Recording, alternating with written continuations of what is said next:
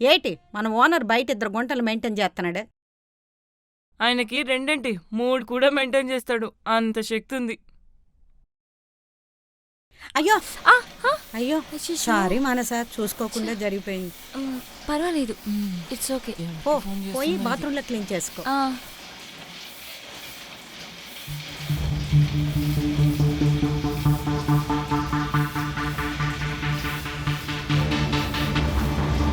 Hello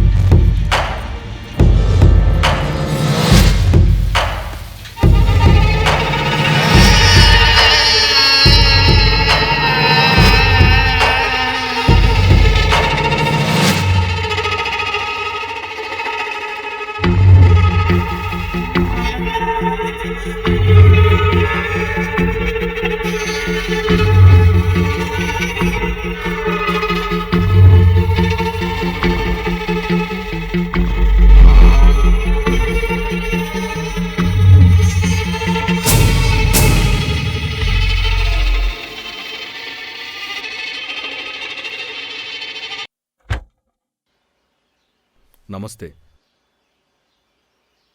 బాబు వాళ్ళక్క మానసకు పెళ్లి కుదిరింది.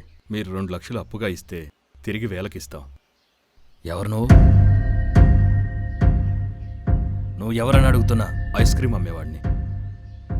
చెప్పులను బయటే ఉంచాలి, అర్థమైందనుకుంటా.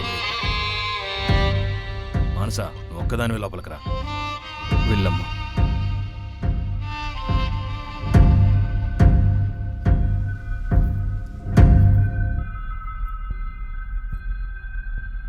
కూర్చో అమ్మా. Thank you sir.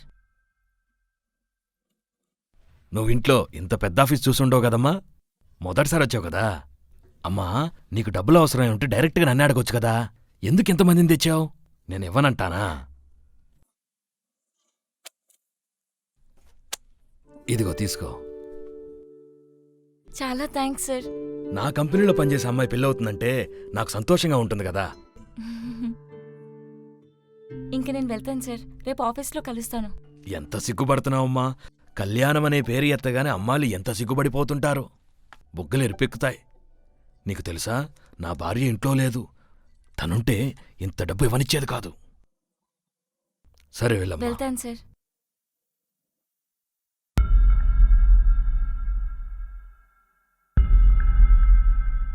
సార్, ఈ డబ్బుల్ని రాత్రి పగలు కష్టపడి సంవత్సరంలోగా కట్టేస్తాను సార్. 1 సంవత్సరం ఎందుకమ్మా కష్టపడతాం? నువ్వు అనుకుంటే ఒకే రాత్రిలో తీర్చొచ్చు.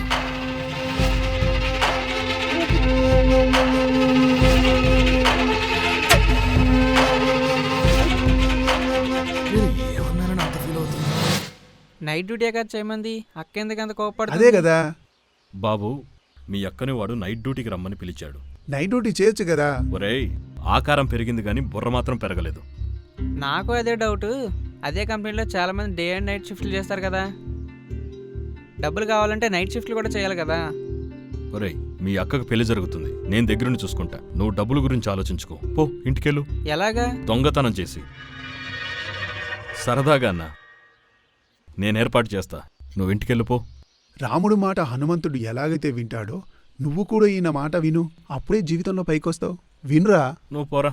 వెళ్ళురా.